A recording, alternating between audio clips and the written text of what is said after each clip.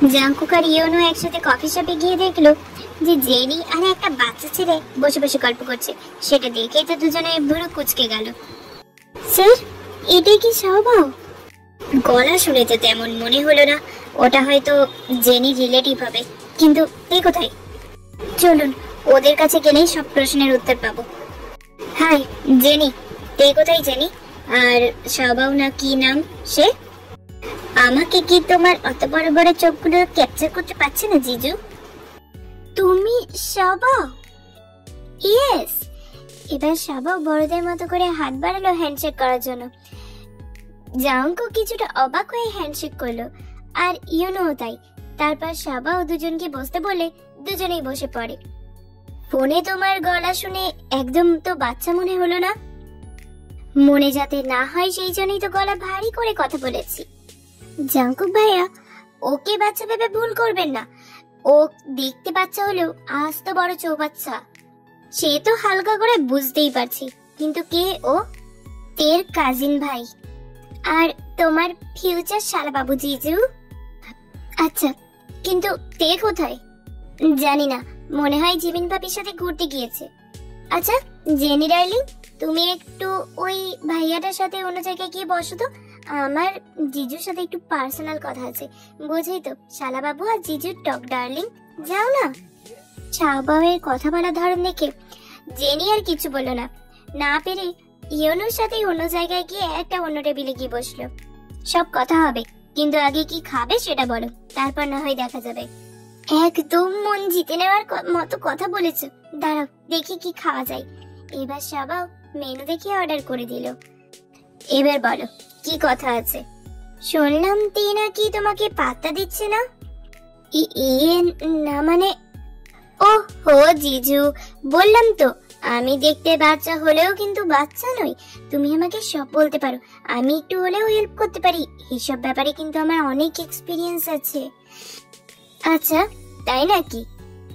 তো স্কুলে টিউশনে কম মেয়েকে হ্যান্ডেল করতে হয় নাকি আমায়? তের আদর্শ ভাই তো তুমি। ওই আর কি। এবার বলো তো কেসটা কি? তেকে তুমি পাত্তা দিতে না কেন? আরে সেটা তো অনেক আগের কথা, এখন তো ওই আমাকে পাত্তা দিচ্ছে না। সে তো জানি, তা তের পাত্তা পাওয়ার জন্য কিছু ভেবেছো? না দেখা করছে না কথা বলছে। কি করে কি করি বলো? আমি হেল্প করতে পারি। কি করে? তাহলে শোনো, এবার শাবাও জাঙ্কুকে একটা প্ল্যান দিল তেকে জাঙ্কুকের কাছে নিয়ে যাওয়ার। উফ, তুমি তো একদম চৌবাচ্চাই। এই বয়সে এইসব বুদ্ধি আসে কি করে? উফ, তুমি মনে হচ্ছে সিনেমা খুব কম দেখো তাই না? মানে খুব একটা সময় হয় না দেখার। তা তো বুঝতেই পেরেছি। আচ্ছা শোনো, আমি যেমন যেমন বললাম তেমন তেমন করো, কাজ হবেই হবে। আর হ্যাঁ, কাজ হয়ে গেলে আমাকে একদিন ট্রিট দিতে ভুলো না কিন্তু। অবশ্যই দেব, কেন দেব না। আচ্ছা, ওই ভাইয়াটার সাথে কি আমার জেনি ডার্লিং এর কিছু চলছে নাকি? মানে? ও কিছু না, পরে আমি জেনি ডার্লিং এর কাছ থেকে জেনে নেব ব্যাপারটা। এবার শাওবাও আর জাঙ্কুকের সাথে আরো কিছুক্ষণ সময় কাটিয়ে জেনির সাথে চলে গেল, আর জাঙ্কুকও চলে গেল ইয়োনুকে নিয়ে নিজের বাড়ির দিকে। জিমিনাতে অনেকক্ষণ আগেই নিজেদের বাড়ি পৌঁছে গিয়েছিল, তাই জেনি আর শাওবাও বাড়ি পৌঁছালো। কিরে, কেমন লাগলো তোর জিজুকে? উফ, পুরো চাকাচাক। হ্যাঁ, এত ভালো লেগেছে যে আমাকেই ভাগিয়ে দিয়েছিল ওখান থেকে, দিয়ে পার্সোনাল টক করেছে ওরা দুজনের মধ্যে। মানে? মানে কিছুই না, আমি তো শুধু জিজুর সাথে একটু গল্প করছিলাম। সে না বললেও আমরা বুঝতে পেরেছি, কিন্তু তার জন্য জেনিকে সরানোর কি ছিল? আরে বাবা, জেনি ডার্লিং এও তো প্রেম করার সুযোগ করে দিলাম তাই না? মানে তুই আমাদের ব্যাপারটা জানিস? শাহবাও তো রীতিমতো আন্দাজে পুকুরের মধ্যে ঢিল ছুঁড়েছিল, কিন্তু সেটা যেমন সত্যি হয়ে যাবে সেটা শাহবাও কল্পনাও করেনি। মনে মনে ভাবতে লাগে, যা বাবা, সত্যি সত্যি কেস আছে নাকি দুজনের মধ্যে? কিরে, চুপ হয়ে গেলি কেন? বোবা হয়ে গেলি কেন বল? না জানি না, কিন্তু ওই ভাইয়াটা তোমার দিকে খুব তাকাচ্ছিল বলে আমি ভাবলাম ওনার সাথে হয়তো তোমার কথা বলার একটু সুযোগ করে দিই। ও ও আচ্ছা আচ্ছা, তা ভালোই করেছিস। তা সত্যি কি তোমাদের চলছে? পুরোপুরি নয়, তবে টুকটাক। ওহো, তুমি এবার ওই রকম করে তাকিয়ে আছো কেন? তে আমার না তোকে ঠিক সুবিধার লাগছে না। কেন? আমি কি করলাম? সেটাই তো বোঝার চেষ্টা করছি, কিছু করেছিস কিনা। আমার উপর একটু বিশ্বাস নেই তোমার তে? পুরোপুরি নয়। নে চল, দেরি হয়ে গেছে, বাড়ির ভেতরে যাই। এবার সবাই যে যা নিজেদের বাড়িও চলে গেল। সবার কথা মতো জাংকুক রাতে ইয়োনুকে দিয়ে তেকে ফোন করালো। তে তখন সবার সাথে হুড়োহুড়ি করছিল। ইয়োনুর ফোন দেখে তের ভ্রু কুঁচকে গেল। ফোনটা তারপর রিসিভ করে। কি ব্যাপার আমার লাল টুকটুকি দেবরজি, এখন ফোন করলে? সব ঠিকঠাক আছে তো?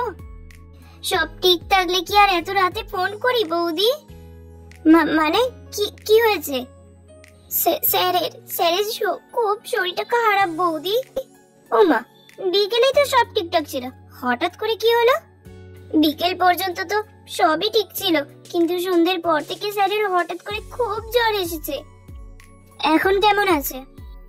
ভালো নেই, একদম ভালো নেই, শুধু জ্বরের ঘোরে আপনারই নাম নিচ্ছে। তাই তো আপনাকে ফোন করলাম, কাল একবার পারলে স্যারের সাথে একটু দেখা করে যান। বেশ, আমি দেখছি নয়, আসবেন কিন্তু প্লিজ। আচ্ছা ঠিক আছে। ইয়োনু ফোনটা রেখে জাংকুককে খবরটা দিল। ইয়োনুর কথা শুনে জাংকুক তো খুব খুশি হলো, কিন্তু তের মন খারাপ হয়ে গেল জাংকুকের অসুস্থতার খবর শুনে। তাই জাংকুকের খবর নেবে বলে মিসেস জিনকে ফোন করতে যেতেই সবাই বাধা দিল। কি হলো তে, তুমি আবার কাকে ফোন করছো? আমার শাশুড়িকে। দেখি একবার খোঁজ নিয়ে তো জিজু কেমন আছে সেটা জানতে হলে জিজুকেই ফোন করো। ফালতু তোমার শাশুড়িকে কষ্ট দিচ্ছ কেন? জ্বর এসেছে, হয়তো রেস্ট নিচ্ছে, এখন ওকে ফোন না করাই ভালো। শাহবাও অনেক চেষ্টা করে তেকে ফোন করা থেকে আটকাতে পারলো না, তাই মুখ শুকনো করে দাঁত দিয়ে নখ কাটতে লাগলো। হ্যাঁ রে তে, বল কেমন আছিস? ভালো আছি আন্টি, তোমার ছেলে এখন কেমন আছে? জাংকুক, ও তো ভালোই আছে। কেন রে? ইউনো ফোন করেছে, বললো জাংকুকের নাকি জ্বর এসেছে খুব। জ্বর? কই না তো, একটু আগেও তো ঠাম্মুর সাথে বসে আইসক্রিম খাচ্ছিল। আচ্ছা তাই নাকি? হ্যাঁ তাই তো। ঠিক আছে আন্টি, পরে কথা বলবো, এখন রাখছি। তে মিসেস জিনের সাথে কিছু কথা বলে ফোন রেখে আবার ইয়োনুকে ফোন করে। হ্যালো ইয়োনু, তোমার স্যারের কত ডিগ্রি জ্বর এসেছে? থার্মোমিটারে মাপা যাচ্ছে নাকি আমি কালকে চাঁদা দিয়ে যাব মাপতে? না মানে তোমার স্যারকে বলে দিও আমার সাথে দেখা করার জন্য অন্য কোনো অজুহাত খুঁজতে, ওই রকম বাচ্চাদের মতো অজুহাত না দিতে। এই বলেই ফোনটা ফট করে কেটে দেয়। কি হয়েছে তে? আরে আমাকে ঢপ মারতে এসেছে, ভাবছে বাচ্চাদের মতো প্ল্যান করবে আর আমি চলে যাব। কিছু একটা মনে পড়তেই সবার দিকে চোখ ছোট ছোট করে তাকালো। সব, তুই আমার সাথে মির্জাপুরের মতো কাজ করতে পারলি? আমি কি করলাম? তোর জিজুর সাথে পার্সোনাল কথাটা এটাই ছিল তাই না? সবাই এবার পালানোর প্রস্তুতি নিতে বলো। না তো। দরজার দিকে যাচ্ছিস কোথায়? এই দিকে বস। না গো, ভাইয়া আমাকে ডাকছিল, আমি বরং দেখে আসি কি বলছিল। সবাও তে বিছানার ওপর থেকে নামতেই সবাও তো এক ছুটে ঘর থেকে পালালো। সবাইয়ের প্ল্যান কাজ না করায় বেচারা ভাঙা মন নিয়ে সুগার রুমে ঢুকলো। তখন সুগার অফিসার কাজ করছিল। ভাইয়া তুমি কি ব্যস্ত আছো? না তেমন ব্যস্ত নেই, বল না কি বলবি। কালকে আমাকে নিয়ে একটু ঘুরতে যাবে? বাবা, তের সাথে বাদ দিয়ে আমার সাথে ঘুরতে যেতে চাচ্ছিস, ব্যাপার কি? মানে তের সাথে তো আজকে গিয়েছিলাম, তাই। তাছাড়া তিনটে মেয়ের মাঝে একা ছেলে খুব বোরিং ফিল করছিলাম আর কি। সেই আমার ভাই তো দেখে খুব বড় হয়ে গেছে। বলো না, নিয়ে যাবে তো? আচ্ছা বেশ, নিয়ে যাব। সবও সুগাকে একটু ভয় পায়, কিন্তু সেটা প্রকাশ করে না।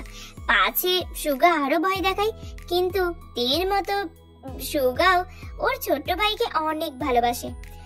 ভাইয়া জাংকুক ভাইয়ার সাথে দেখা করা যাবে কালকে? তুই জাঙ্কুকে চিনলি কি করে? মাসিমণিরা পাপার সাথে তের বিয়ের ব্যাপারে কথা বলছিল ওই জাঙ্কুক ভাইয়ার সাথে, তখনই নামটা শুনেছি। ওরা তোর সামনে এইসব কথা বলছিল? না না, আমি তো পাস করছিলাম, তাই যেতে যেতেই শুনে ফেলেছি। ওইসব কথা বাদ দাও, আগে বলো তো দেখা করতে নিয়ে যাবে নাকি? জিজুর সাথে দেখা করতে খুব মন করছে, কিন্তু ও তো খুব ব্যস্ত মানুষ, সময় হবে কি? হ্যাঁ হ্যাঁ হবে, তুমি জেনে নাও তো। আচ্ছা বেশ, দাঁড়া আমি ফোন করে দেখছি। এবার সোগা জাঙ্কুকে ফোন করে শাওবাওয়ে দেখা করতে যাওয়ায় বলাই জাঙ্কুক রাজি হয়ে গেল, কারণ জাঙ্কুক যে জানে শাওবাওয়ের প্ল্যানটা ফ্লপ করেছে, তাই জাঙ্কুক শাওবাওকে বলতে চায়। আর দুজন মিলে কথা বলে ঠিক করলো যে তারা দুপুরবেলায় দেখা করে একসাথে বাইরেই লাঞ্চ করবে। জিমিনকেও সাথে নিতাম, কিন্তু এতগুলো ছেলের মাঝে ও বোর ফিল করবে, তাই বলতে বললাম না। কেমন? কি কি কি বলছিস এসব? চিল ব্রো, আমি জানি তোমার আর জিমিন ভাবির ব্যাপারটা। বড্ড পেকে গেছিস তাই না ভাইয়ার সাথে এইসব ব্যাপারে কথা বলা? স্বীকার করতে না চাইলে করো না। আমি কালকে মাসিমণিকে বলবো তোমার ফোনে মিষ্টি পরি বলে কার নাম্বার সেভ করা আছে জিজ্ঞেস করতে, তখন উত্তর দিতে পারবে তো। স্বভাব ভাই আমার, ভাইয়াকে এভাবে ভয় পাওয়াতে নেই। ঠিক আছে, আর ভয় দেখাবো না। কালকে শপিং করাবে বলো? মেয়েদের মতো কি শপিং করবি? তাছাড়া জাঙ্কুকের সাথে দেখা করতে নিয়ে যাচ্ছি তো। ঠিক আছে যাও, তাতেই হবে। ছেড়ে দিলাম তোমাকে। শোনো, আমি আজকে তোমার সাথে ঘুমাবো, কেমন? কেন, তের কি হলো? না না, তের রুমটা আজকে আমার জন্য রেড জোন হয়ে গেছে, ওখানে না যাওয়াই ভালো। আমি বরং এখানেই ঘুমাই। ঠিক আছে, শুয়ে পড়। আর শোন, এই জিমিনের ব্যাপারটা যেন তের কান পর্যন্ত না যায়। তের কান দিয়ে আগে মাথায় গিয়ে বসে আছে, বলে কিনা কানে যেন না যায়। কিছু বললাম আমি, শুনতে পেলি? ডোন্ট টেক চাপ ভাইয়া, এই স্বভাব থাকতে কাউকে বলবে না কথাটা। ঠিক আছে, ঘুমিয়ে পড়।